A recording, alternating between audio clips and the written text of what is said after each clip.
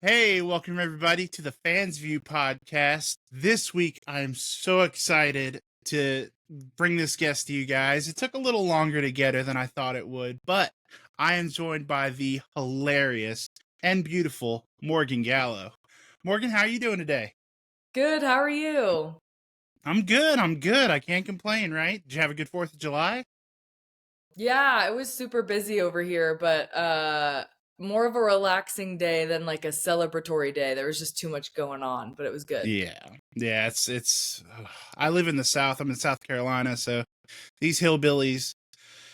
Oh God, it's more than just fireworks. It's shooting guns off. It's Yep. shooting tannerite. I mean, you Yeah. you were a Florida girl. You get it.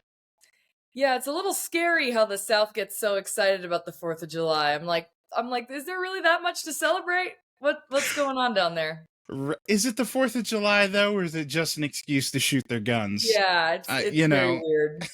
I mean, they know how to party, I'll give them that. that's one way to put it. My poor dogs haven't recovered yet. Oh, yeah. That's the only thing that sucks about the fireworks is like all the animals are like, what the fuck is happening?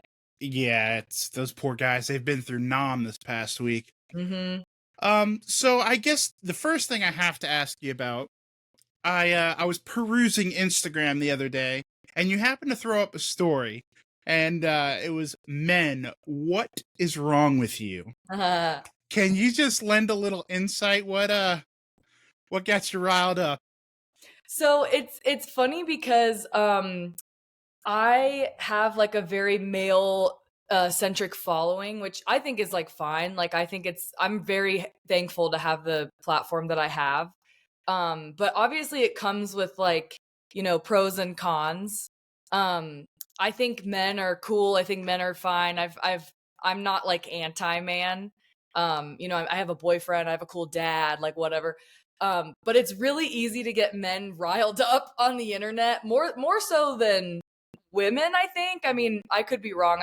I'm trying to interact more with women, but anyway, I posted like a question that they could reply to because I think that it is number one, a really good way to get really easy engagement. Anytime I post a question where someone can like answer something, it's just a super easy way to get like people involved and like be able to talk to people, which is nice. Right. And then it's also just kind of like funny because the majority of the responses were genuinely like sincere. Like a lot of guys were like, "Oh, like I'm going through a divorce right now, or I have ADHD and it's really hard to keep a job or something." And I made sure to post something so that those people knew that I was like paying attention and that there's help out there. But then there are some guys who are like, "Well, you're quite a bitch, aren't you?" And it's so funny. Like it's so easy. It's so easy to get them riled up. So I kind of do it just as like something to be silly and to get engagement. And then in all honesty, like it's become something that has created a lot of content for me. And that's not what I want to focus on in my comedy. I don't want to be the female comic that like just talks shit about men, but just the past few days it has been very like that. So after today I'm going to like ease up and just not talk about men for a while.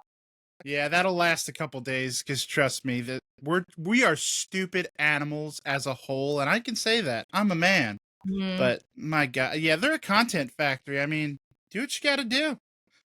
I know, and They, it's sometimes I feel bad. Sometimes I feel like I'm cheating the system by getting men riled up and then using their responses to make videos to then get them more riled up. Like sometimes it feels like, oh, I shouldn't be doing this, but they do it on their own volition. The same way that like if a woman sent me an insane DM, I would still share it. I just don't really get a lot of interaction from women, unfortunately. So I have to work on that. But yeah, that story got a lot of very interesting responses.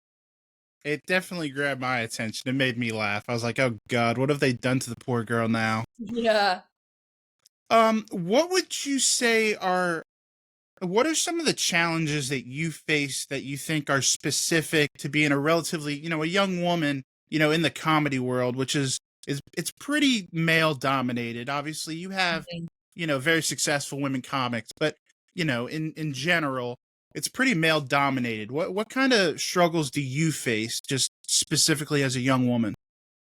Yeah, that's a good question. I think it's different in different like parts of the industry. Like for me, I'm only really 4 years into comedy. I'm like headlining some places, but I'm doing a lot of local stuff still. And last year I did the chunk of my touring really, and the tour was really me like opening for someone else.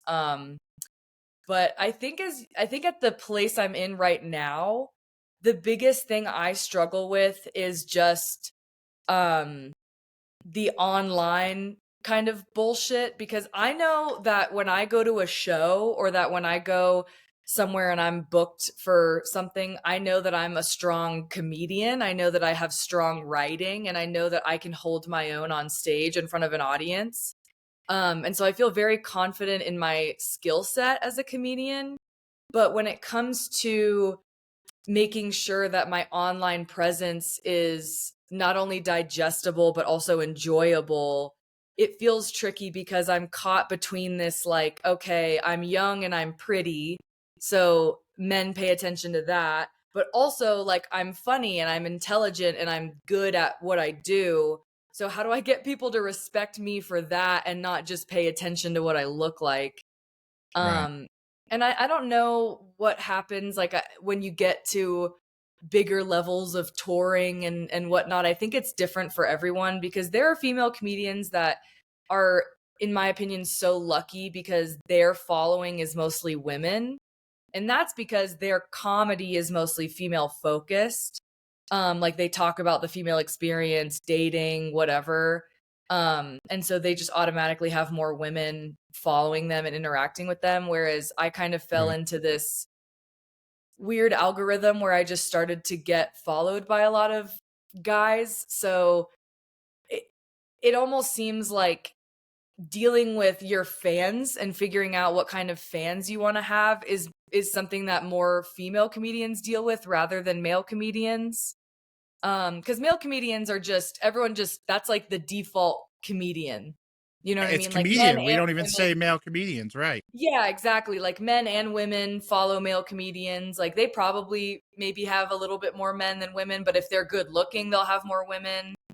But yeah, it's like I have to go to a club and sometimes I have to worry about someone like following me to my car, or Yeah. like asking the manager, "Hey, where is she going tonight?" And it's like, "No, dude, I'm at work. Leave me Yeah, alone." because he's definitely going to tell you. I mean, obviously, he give you her Yeah, hotel it's only room and happened a everything. few times, but it is really shitty when like club owners or managers have to like pay more attention when there's a female comic in their club Right. that night. It's so fucked up. Yeah, and that kind of leads me to my next question. It's like people are such keyboard warriors, today. And Mhm. I know because I've watched what's in my DMs, and they say Oh some yeah. wild shit to you. Yeah. Do they say, have you ever had an experience at a meet and greet where, somebody's come up to you and just said some cringy, wild stuff? Um Yes and no, not to the degree with which they send it online. Like online, men will like use like inappropriate language and like really specific visuals that I don't know how they come up with, but in person it's more like if someone is drunk, they might be a little bit more like, I think you're so sexy, you know what I mean? And that's like, to me, I'm like, okay, whatever, you know what I mean? Yeah. They're just having a good time. Or sometimes people will like ask me out when I'm saying hi after the show, which is weird because like usually at the top of my set I'm talking about my boyfriend. Like Right. immediately I like talk about my boyfriend for like 5 minutes, and yet they still are like, "You want to go out? I'd love to take you out." And I'm like, "No." Like I want to go home and go to my hotel and then catch a flight tomorrow. I don't want to. But no, honestly, it's mostly just people kind of maybe saying something like very complimentary, but it comes out weird because they're drunk or something. Right. But I haven't had anything like really inappropriate. Well, that's a plus, and let's Yeah. knock on wood that it stays that way. Because, Yeah. like I said, men are animals. So, Mhm. So talking about what's in my DMs, which by the way is hilarious. I love every time one of those Thank videos comes you. across. What was the inspiration for what's in my DMs? Was it just a case of fuck it, they're gonna be creepy, let's make some content? Or it was Yeah, it I last year when I felt like my social media really started to grow a lot more. Um I think I noticed one day that I just like I looked through all my requests and I was like, "Oh, a lot of these are like really like funny." And so I just kind of like I was like, "What if I just like made a video about it?" And I did. Um and it went really well and it was really funny and like I thought it was funny cuz I make sure not to read any ones that are like inappropriate to the point where I'll get like banned from Instagram. Even though it's right? crazy because they won't get banned for sending it, but I'll get banned for saying it in a video. Um, but most of them are just, yeah, guys being like really overly weird about wanting to, go out with me or something. And so I did it once. And then I think the second time I did it, I was on tour and I just didn't really have anything to do. And I was sitting in my hotel room and I just kind of started like every month or so looking through my DMs and being like, what's in here? Is there anything I can talk about? Is there anything I can like, expose? And now I'm doing it on my podcast, which is cool because it used to just be that I would film it like, in my room or my couch or my hotel room now, but now I get to do it like in the studio. And so it's a little bit more like professional. So I'm excited for the next clip to come out because it'll be really fun. Have you ever had anybody that's seen their video or seen their message pop up and maybe shot you a follow up like, "Oh my god, I'm sorry," or No, I anything like haven't that? gotten any like apologies. I think I might have gotten one in the past that was like, "Oh, thanks for featuring me" or something. Oh, And it wasn't jeez. I don't know what it was, but there was a guy who on my last video uh sent me a DM about I should hide my fupa, like it's gross. Don't show that shit or something.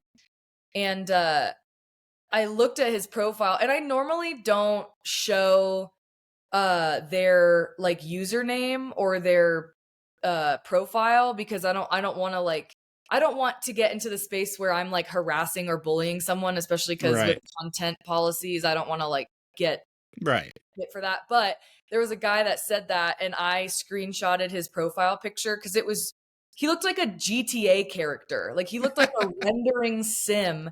And I just put a screenshot up like I didn't say anything. I just said this is what he looks like and that was it. And then after that video came out, he DM'd me again, but I didn't see it in time. And then he unsent the message. So I have Oh. no idea what he said, but I have a feeling that he might have been a little upset. Oh my god, now the world will never know. I know it's such He's a taken bummer. that from us. Oh, that would have been beautiful.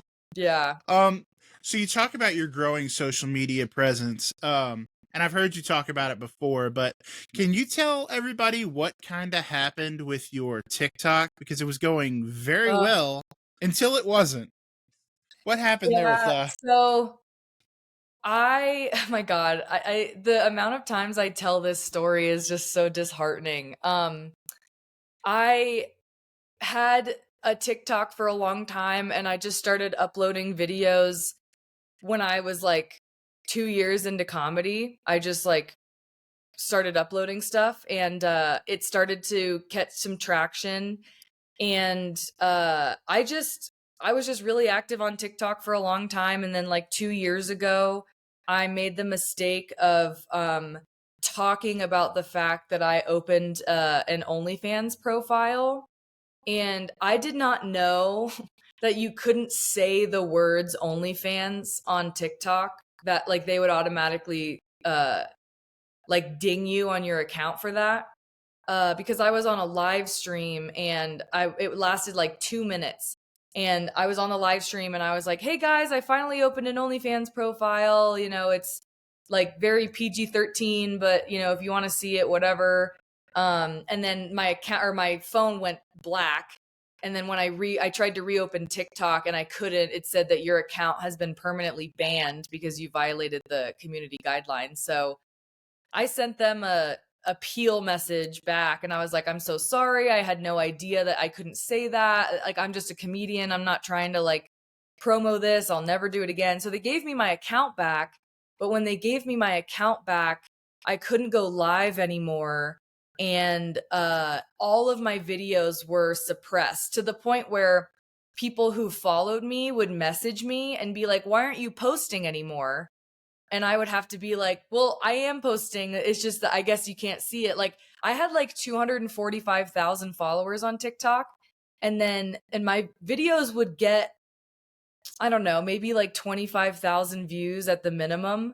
And then it started to be like 500 views every video. And people started unfollowing me like crazy. So I just gave up on TikTok and I just stopped posting like a few months ago, and I don't even look at it anymore. That's crazy. Some of the stuff that TikTok allows, just mentioning OnlyFans, God forbid. And they Yeah, and just, it's really the thing that I really get frustrated with about not just TikTok, but like community guidelines in general, is that when someone is getting harassed or bullied in their comment section, the people who leave rude comments or sexualizing comments or whatever, they never get dinged on their account for leaving horrible comments. But if I make a video or if I repeat the comment in a video, then I get dinged even though I'm talking about my experience being bullied on the app. So that's why I just gave up on TikTok. Like, I tried to start a new account, I tried a new email, I talked to my manager reached out to TikTok. Like, I did so much to try to just be like, hey, I'm literally just trying to use your platform. And it just nothing worked. I couldn't like I my content wouldn't go anywhere. So I just gave up, and now I just really focus on like Instagram and Facebook and Threads, you know. yeah, threads.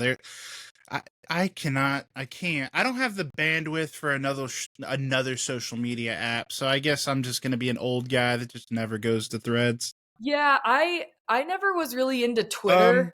so you talked about But Threads, I it mean, being an Threads is issue. like a better version of Goodness. Twitter in my brain, but also it's really nice for comedians because like if I have a new joke idea, I can just put it on Threads and see if it gets any likes or anything, and then I know if it's like funny or not. Having a little bit of technical difficulty here.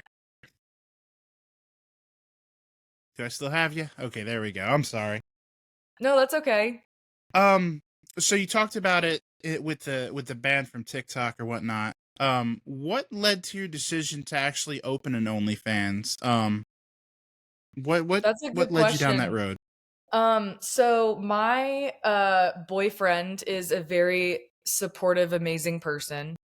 And I have had an eating disorder since I was 13. So I've had an eating disorder for 15 years, and I'm only finally now in recovery. But 2 years ago, when we first started dating, we would talk a lot about like my experience as a comedian and my confidence. And um, I think he brought it up to me because he had like a friend who did it, and she was like a nurse, and she didn't do anything like sexual. She would just post like selfies of her like in her nursing outfit, and would like make videos of her talking about like her nursing stuff. I don't know. I'm sure there was some flirty element to it, but he was like, she didn't do anything sexual and she made like, some extra money, and it was like kind of nice to have like extra money.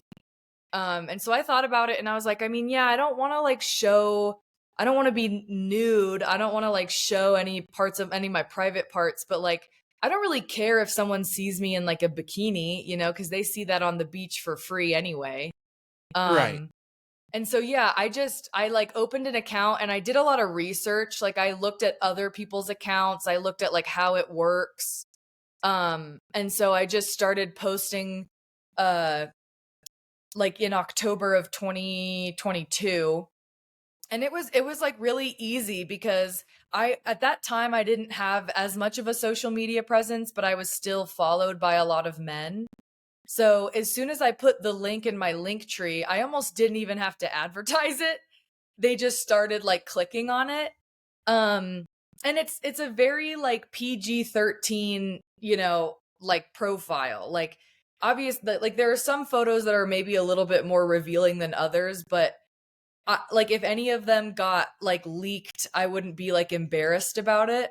Um so yeah, I just decided to do that, and then I actually got let go from my day job like 2 weeks after I started the profile, and I was like, well, I guess this is going to be my full-time thing now, this and comedy. So I just kept doing it, and I've been doing it ever since. Yeah, and I mean, I people hear the word OnlyFans. It seems like these days, and they just think like at this point hardcore porn, and really, it's not like Yeah. that. I mean, it's a subscription based service. It's whatever you want it to be. Mhm. I don't understand what people's some people have that hang up. But to pivot off of that, I was recently watching something. Obviously, I see all your clips because first and foremost, I'm a fan. Um, Thank you. you post a lot of crowd work clips.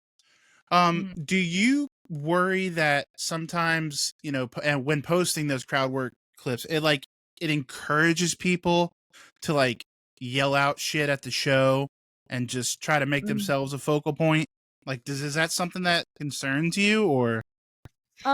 It doesn't like concern me. I mean, I definitely think that crowd work has become way more popular than it was, 10 years ago.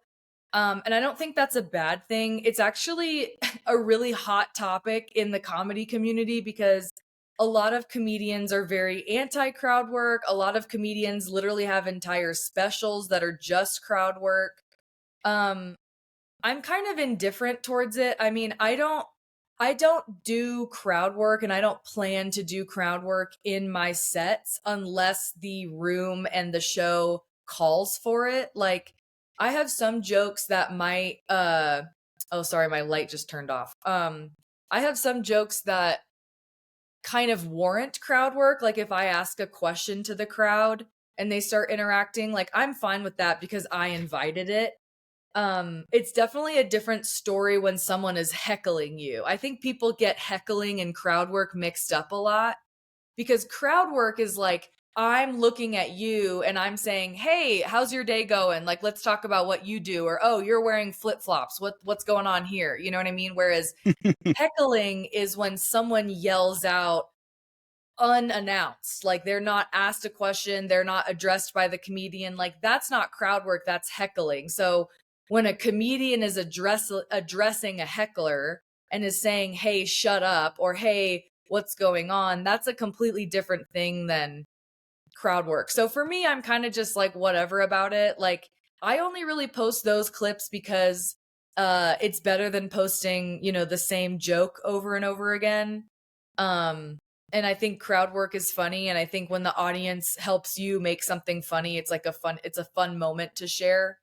Um but yeah, there are definitely a lot of comedians who think that social media is like ruining comedy shows, which, is true, but or it can be true, but I also think that if you're a good comedian, then you should have no problem dealing with someone who's like unruly in the crowd. Yeah, some of the things I've seen, like Matt Rife has talked about it, like you just said. He makes a career out of crowd work, so it doesn't make much sense to me. But you have some of those.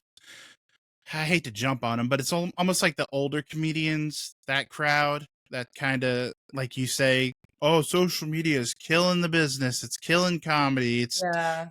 It's just killing you because you don't know how to harness it. Mhm. Have you ever had any major heckling situations where you've had to throw people out? Is that something that happens regularly to you? No, I mean, every comedian has like a level of heckling that has, happened to them. Like I personally haven't been on stage when a heckler has had to get thrown out. Usually I feel like that happens to like the headliners and stuff, but when I headline, I've never really had to deal with that. I've definitely had people who are like annoying and loud, and I've had to like tell them, "Hey, please stop talking." And then maybe like the manager comes over and reminds them to stop talking or something. But no, I've never really I've never had like such bad heckling that someone has gotten to thrown out during my set. Right. Okay. Well, again, we're gonna knock on wood because you have had some of the best luck. Because Yeah. there's comedians I've talked to that have just told me war stories about just, especially you being a Florida based comic for a little bit. Mhm. Um, they'll talk about how Miami is the worst place in the country to do comedy. Oh yeah. Well, I mean, don't get me wrong. Like I've definitely like I've had women like stand up when I was like 6 months into comedy and I was like not funny. I had a woman stand up and yell at me telling me to get the fuck off the stage. But then luckily like everyone in the crowd thought that she was the asshole, so they started booing her and then she ended up leaving. So it was like she didn't get kicked out, but like she decided to make herself the asshole. So then everyone else was like, "Hey, don't do that." You know what I mean? Or Right. I got booed off stage in Jacksonville by 6,000 people one time. Um and those hecklers were really bad because it was a music festival. So I couldn't do anything. I was at an Oh, amphitheater and all these men were yelling at me really misogynistic shit and I just was like, "Okay, I'm going to leave." And then when I got off stage they booed me. But it's like it's just part of the gig, you know what I mean? Like, to right. me, people who heckle at comedy shows are usually drunk or they're really upset at the content of the material that you're saying. And I'm not political. I don't do any like super controversial material. I really just make fun of myself the whole time. So I've been kind of lucky in that, right, I guess. So while we're on the topic of Florida, I've heard you talk about how your comedy really got started in Florida because Mhm. they gave no fucks about a pandemic. Yep. Um, do you think that you would have still gotten into comedy had you not been presented with that unique situation as I far have as being no able to? idea. I have no idea. I mean, I think comedy was always something in the back of my head that I thought was cool and that I would want to try because I've always been a performer. But yeah, the pandemic was very like opportunistic for me because I was working at a college. And so when the pandemic happened, like we got sent home. And so I worked from home for like a year. And it just made everything like easier. Like all of a sudden like I could just do whatever I wanted during the morning, and then like I could be comfortable at home. And I got kind of bored, so one of my friends just kind of said to me, I was like making him laugh on FaceTime one time and he was like, "Have you ever thought about doing stand-up comedy?" And I started to like look it up. I started to Google like how to become a stand-up comedian, and I took a class. And yeah, it definitely like when I started doing open mics in like July of 2020, it was very clear that there was a pandemic, but it was like people were like, "Yeah, we're still going to go to these bars. Like we're still going to." It was definitely different. It was like outside. There Yeah. was there was maximum capacity at some places. Some places required a mask, some place didn't, but uh yeah, I really took advantage of that, especially because a lot of other comedians took the pandemic like really seriously, so they stayed home. So I started comedy, and for the first like year there were like a good amount of comedians that had already been doing it a while that like stopped coming to open mics and stopped doing shows. So they people needed other comedians to fill in, so I got to kind Right. of like take their spots. Yeah, yeah. I mean, and that was the thing with the pandemic. It's like, and other than you being able to take a spot, like people needed to be entertained. Like we joke about it that Mhm. Florida didn't care, but like people were scared. I Yeah. mean that people forget now because we've gotten so far past it how terrifying COVID-19 and stuff was. But I mean, Yeah. so if comedy wasn't maybe always what you thought your future was going to be, who were some of your influences growing up, and when you started to think about, well, maybe this is something that I want to pursue? Who are some of those influences that you look to? Um I don't know. I mean, I didn't really like look up to comedians growing up. Like, I mean, I thought they were funny and like I thought they were cool, but I never like I was a dancer growing up, so if anything, I was like I had like choreographers that I knew that I really wanted to emulate. Like I had people that, were choreographers that went on tour with, Justin Bieber that I would take master classes from that I was like, "Oh, this is amazing." So comedy was never really like the thing that I knew I was gonna do. I just liked it. Like my Right. dad, I grew up watching like George Lopez and like Gabriel Iglesias with my dad and like Comedy Central. Like I liked that kind of comedy, but when I was told by my friend to like look into it, I kind of was like, oh yeah, maybe. And I watched Taylor Tomlinson a lot. And then I was always a big fan of Whitney Cummings. I like Whitney Cummings a lot. Nikki Glazer. I mean, those are such easy names to say because they're like Right. uber famous. But I didn't know I didn't know that there were like other comedians. Like I didn't know there were like tiers of comedians of like Right. here's the super famous ones. Of course everyone knows them because they're super famous and they've been doing it for 20 years. But then there's like the local people in your state or the people who are headlining the local club near you. And I started to look up to a lot of like the women that I would work with in Florida or even around like in Georgia or California or wherever I went. So it was kind of all over the place. Yeah, I guess a better way for me to maybe phrase that question would be like, who were some of your favorite? And you kind of answered it already, but like, who are some of your favorites growing Mm, up? As opposed to, do you have a couple favorites now that you enjoy watching, in your free time, or is it kind of like one of those yeah, things where, yeah. I think right now, I really enjoy Beth Stelling's writing. I think her writing is really brilliant. Um, she's amazing, and she is someone that like I think should be way more famous than she is. Um, and I do really enjoy Nikki Glazer. I like her cadence. I like her honesty.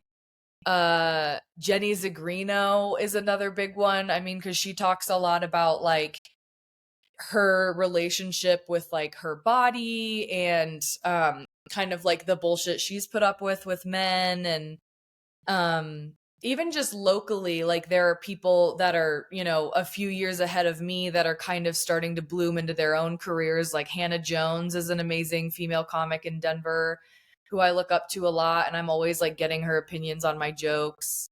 So it's definitely a lot of women because it's just easier for me to relate to them because they have to deal with so much more than just being funny. right, Because any guy can like honestly get up on stage and be funny and wear a black t-shirt and jeans, you know what I mean? But when you're a female comic, like not only do you have to be funny, but you also have to play this role of like, okay, am I pretty enough for the men in the audience to pay attention to me before they realize I'm funny? Am I like nice enough for the women in the audience to be able to trust me and to think that I'm on their side? Like it's a whole other ball game. right, right. Yeah, so I guess you're not really the Joe Rogan demographic. That makes sense. No, and here's the thing, like I think Austin, Texas is like it's cool that all that stuff is happening down there. I've been there twice now. I have hated almost every show I've done down there, like with the exception of my friend Sam Castillo runs a show called Cold Brew Comedy. Very fun. It's at the East Austin Comedy Club. Very fun, good environment.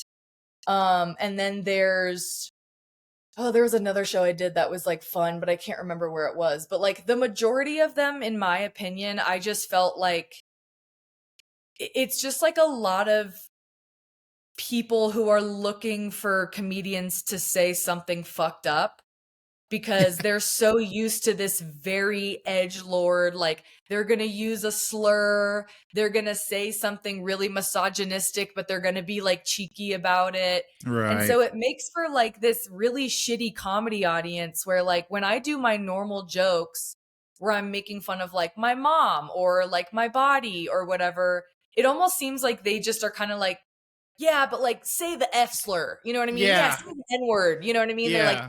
something else. It's really weird, Yeah, but they're so at the same time, like, I'm a comedian and I understand that exposure is exposure, so if I got a chance to go on Kill Tony, I would do it. You know what I mean? If I got a chance later in my career to go on the Joe Rogan experience, I would do it, obviously. But yeah, I don't love the like vibe of that crew. yeah. I mean, and that obviously that makes sense, man. That you saying Kill Tony, I can see it now. You and Casey Rocket, and boy, would that be a shit show to behold. Well, and that's Uh, what, there's so many people from Florida that moved to Austin because like it makes sense. Like Austin is kind of the step up from Florida. It's like a very similar vibe comedy right. wise. It's very like white male, edgy, alternative type of comedy. Which is cool. Everyone has a different type of comedy. And like there is a part of me that would be almost like scared because I already get so much shit online just for being myself that I can't imagine what it would be like if I went on a show like that and was myself, and God forbid the set doesn't go well, and then it's like not only was I on this huge platform, but I was on this huge platform and I bombed, and I'm a girl, God forbid. So I don't know. I try to keep myself out of those situations, but you never know what'll happen in the future. Yeah, and I'm glad you said that because that kind of leads into my next question. You are your representation again in a male dominated workspace. How important to you is it that you are that representation for women out there, that are struggling with body image or their sexuality or things like that? How important is that to you, and how in the back of your mind is that? It's extremely important. Like to me, being a role model for other women or other female comedians or just entertainers in general is more important to me than like the success of my career. Um because the first like 3 years of my comedy career I was very focused on like being the best of the best and getting into as many festivals as possible and proving to everyone that I could do it and overbooking myself and traveling and doing all this shit, and I burnt myself out so much to the point that only this year did I really realize like I just want to do this because I just want to talk about the things that have really hurt me and plagued me in my life, because I feel like a lot of people don't talk about them, like there are other female comedians that I've heard talk about, their body or an eating disorder, and um I think it's really inspirational because it makes me feel like it's normalized. Um but yeah, it's to me it's like that's the only reason why I do it now. Like even last night I did a show in Loveland, Colorado, and it wasn't like the best show. I didn't really have that much fun. I was headlining a brewery and they were nice people, but you could tell that as soon as I said the word eating disorder, they like clammed up. And I said to them, I'm like, I'm in month 8 of eating disorder recovery, and no one claps, no one woos, no one says anything. But, if I said I was in month 8 of being sober, they would be like, oh, fuck it. Hell yeah. You know what I mean? Right. So to me, it's like, no, we should normalize the fact that there are millions of people who not only struggle with body image, but struggle specifically with disordered eating. And we need to stop acting like it's this scary thing, because it is a very deadly disease and it is very like intense, but people come back from it. And we need like, to me, it's like, let's stop stigmatizing it because it's actually way more common than like drug addiction. Right. So, yeah, it's the whole point of like starting my podcast and talking more about my body and stuff on stage is actually because I'm like, you know what? I don't care if people don't love my comedy. I don't care if I never get famous. I don't care if I don't get a special or I get on late night or whatever. As long as I'm saying what I think is important and I'm getting laughs, that's all that matters to me. As long as I'm spreading a good message and making it entertaining, that's all that matters. I I was already a fan of you, but my you're Yeah. I love that answer because It's very true. Obviously, I'm a hefty fella. I'm not suffering from an eating disorder, but you have to be empathetic towards those that Yeah. are and stop being so dismissive. Mhm. Alcoholism is real. Drug addiction is real. Of You know, course. bulimia and anorexia, that's real as well. Mhm. It's very frustrating because I've seen it. It's very frustrating when people minimize something because they're not dealing with it, which I think is something people have Mhm. a real propensity to do. And man, you are the queen of segues for me, um, Good. because my next question, you again, you kind of touched on it, but what does success look like to you? I Mm. mean, is it sold out arenas like Bert Kreischer? Is it multiple comedy specials streaming like Eliza? Um, is it as simple as, hey, I pay all my bills doing stand-up comedy? Yeah, Or is yeah. it even, you're getting your message out? What does success look like to Morgan Gallo? That answer has changed so drastically in the last, like, 7 months. I say that because, I went on this big tour last year. I opened for Morgan J, who is a friend of mine. I love him. He's, like, blowing up now. It's crazy. And then, like, that happened last year, and at the beginning of this year, I really did a lot of touring is a strong word because when I tour, I'm not like headlining clubs. The like people think that that's, but I'm really like I'm doing festivals. I'm headlining some places, other places I might just be featuring or doing like a guest spot. But either way, I was like going out of town all the time, and I used to think that success was like doing that and was like getting booked all the time, always having a plane ticket ready, always having a bunch of dates on my website, proving to people that I was doing comedy and basically just like doing it anywhere and everywhere. But I ended up having to be really honest with myself and realizing that I actually like don't like doing that. I don't love being in a hotel room by myself every weekend. I don't love being in random cities where I don't know anyone and I have to entertain myself all day because comedy is really only, 2, 3 hours of your night.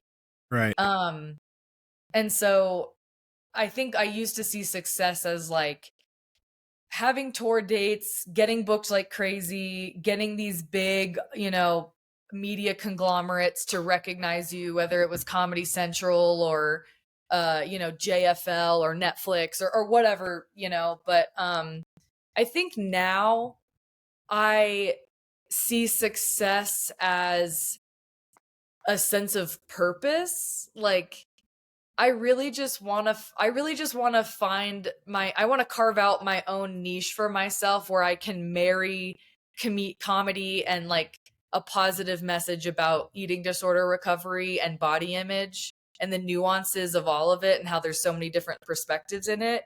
Because would I love to sell out arenas? Of course. Like of course that would be sick. You know what I mean? But to me, the stress of selling tickets and making sure that I'm promoting myself, like it sucks. And I don't have to do that. You know what I mean? Like in comedy, it's not a linear thing. There are plenty of comedians who started out as comedians and then they went into acting, or then they became a podcast host and that was the only thing they really did, or they became writers. Or to me, I just want to be a well rounded performer. So, yeah, I guess success would just be the ability to like live my life the way that I want to live it while also entertaining people and having fun.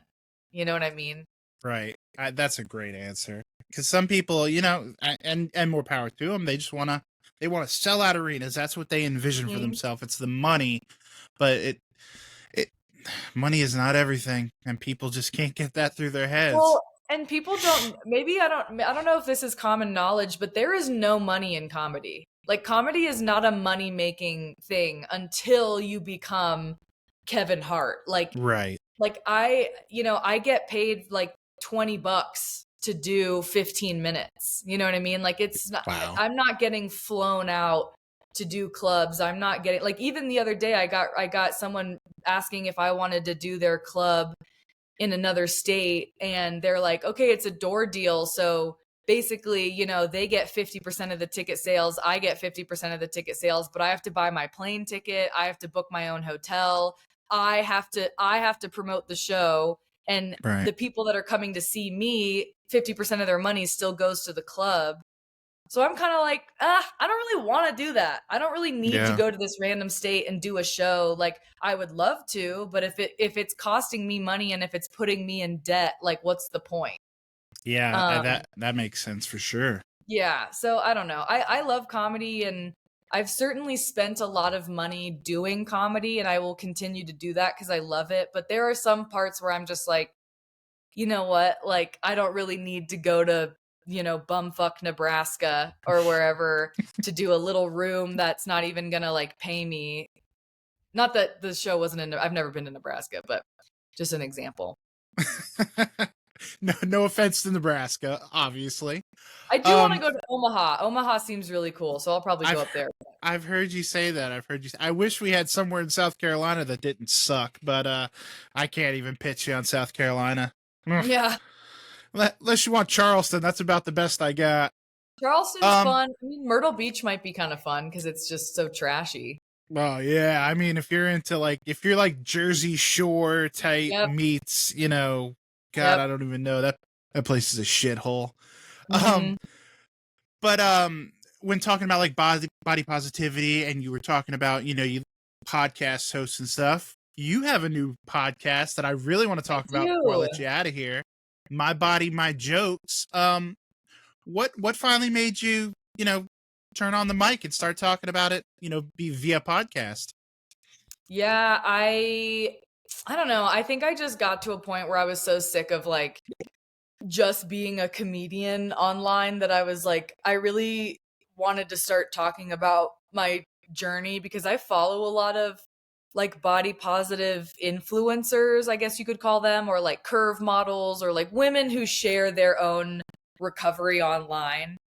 And I love their content, and it's very different than mine. Like they're not super humor based. They're more like empowerment based. And so I was like, how do I make content like that without my audience all of a sudden being like, what the fuck is she posting? Um and for a long time I really struggled with the idea of doing anything. I didn't know if I wanted to do a podcast. I was like, should I start vlogging? Like what should I do? And the idea of the podcast kind of materialized itself as I took a break from comedy in April. I got really burnt out. I canceled a bunch of dates. I was like, I can't do this anymore. Like I'm not having fun. I'm like traveling all the time. It's not fun. And I just felt the need to voice my opinion on things because I'm very surface level online, or at least I have been, maybe not the past week, but like before that, like I never really shared my opinion on too many things. I really just posted my comedy and then left the app. Like I didn't spend a lot of time talking to people on there. Um so I was like, you know what? Like I should just be honest because I'm trying to be more honest in my comedy, so why shouldn't I be more honest online? And the the name for the podcast was given to me by Jeff Ross when I was 2 years ago when I was in Miami. I opened for him a few times in Florida, and he was super nice to me because had started doing some jokes about my body, and I got off stage and he was like, I really like how you talk about your body. Like if you ever release a special or something, you should call it My Body, My Jokes. And I wrote it Yeah, down. that's I great. still have the notebook where I wrote it down, and I just held on to that name for a really long time. And when I started the idea for the podcast, like I didn't know what to call it, and I kept going through all these iterations of like using my name or something, and then I remembered he told me that, and I was like, oh, duh, that's the name of the podcast. So yeah, I just I, I don't know where it's gonna go. I don't know what's gonna happen. I mean, the first two episodes are out now, and I'm gonna do like a bi-weekly release. I'm gonna do like one solo episode and then one with a guest. And the guests will be, comedians, dance teachers, body positive influencers, drag queens. men. Like, I don't want it to be a exclusive thing. So I'm just Right. hoping it goes somewhere, you know? Yeah, and I would encourage, like I said, I I would say I wouldn't fit in that demographic that you would think of when you put that podcast out, but I mean I'm already Yeah. listening to it, so it's for everybody. It's not just for, women struggling or anything like that. Mhm. So I would encourage guys, go check it out. It My Body, My Jokes, which I that that title is fantastic.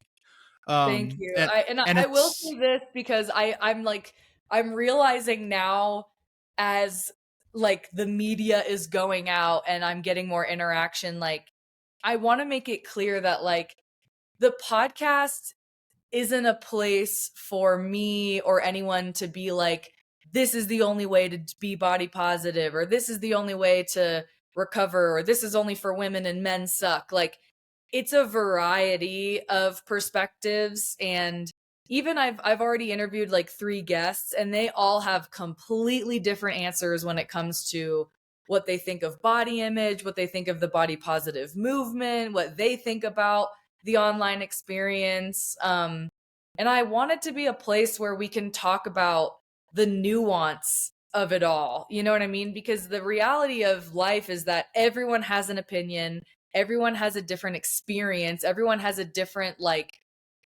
perspective on what it means to, be healthy or be fit or be happy or whatever. So it's not a place for me to be like, this is my experience and it's the only valid one. It's really more of a place for me to hear from other people and right, ask, like, well, what is it like to deal with body image issues as a man? What is it like to be have an eating disorder as a queer person? You know what I mean? What is it like to deal right. with body positivity when you're disabled? Like, I want to talk about it all because it's all valid. Right.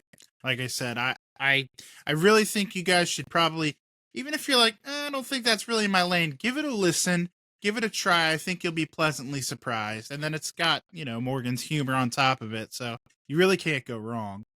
So Thank as we you. wrap this up, and is that available Apple, Spotify, YouTube? Yeah, it's on all streaming platforms, and then you can watch the full episodes on YouTube. And I actually also made a subreddit called My Body, My Jokes, where I just post like funny questions from the pod. We vote on polls that were asked in the pod, talk about all the topics, that kind of stuff.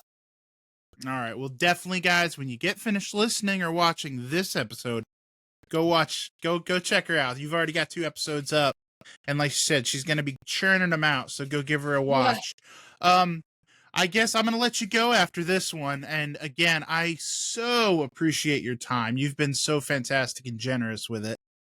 Um, Thanks this for is the having me. Fans View podcast. Again, thank you so much. This is the Fans View podcast, so I have to ask you, outside of comedy, what are you a fan of? Are you into sports, video games? Is there a TV Mm. series you're obsessed with? I'm a huge fan of Shameless right now, which is kind of an old answer because it hasn't been on the air for a while, but I'm like watching the whole season. I love Shameless. I'm a huge fan of Bridgerton, although I feel Oh like the last God, I was season wasn't scared that you'd say good. that. It's why you don't like it? Oh my God, every time I walk in the room, my wife's watching it, and Oh. it's 50 Shades of Grey with British Oh, yeah, accents. it's very intense. It's very intense. Yeah, Although the last season was way less like sexual and just more like dramatic, which it was kind of hard for me to follow. And I'm right. also a huge fan of I like to read a lot. I love the A Court of Thorns and Roses series. I think that's a really good series. Um I'm actually reading a book right now. This is like he doesn't need this promo because he's already famous. But I'm reading this book called T-Shirt Swim Club: Stories from Being Fat in a World of Thin People by Ian Carmel. And Ian is a comedian. He's on the podcast All Fantasy Everything. And it's a really good book. It's like him talking about growing up fat and like how people treated him and how people treat him now. And now he's a comedian and all that stuff. So, yeah. Wow. Okay. Well, we're gonna disagree on Bridgerton, but other than that, Yeah. everything sounds pretty good to me. All right, so where can people find you if they're on the interwebs, or if they want to check your tour dates, or just reach out to you? Where can people get to you? Yeah. Everything is super easy. It's all just Morgan Gallo Comedy, morgangallocomedy.com. You can find me on like Facebook, Instagram, Threads, whatever, and then Not TikTok. No not TikTok. TikTok. I think my profile is still up because every time I try to delete it, TikTok won't let me. So that's weird, but yeah, Morgan Gallo Comedy on everything, and then my podcast is My Body, My Jokes. All right. Well, we want to thank you, Morgan. Thank you so much, like I said, for being so generous with your time. And hopefully we'll talk again. Hell yeah, thanks for having me.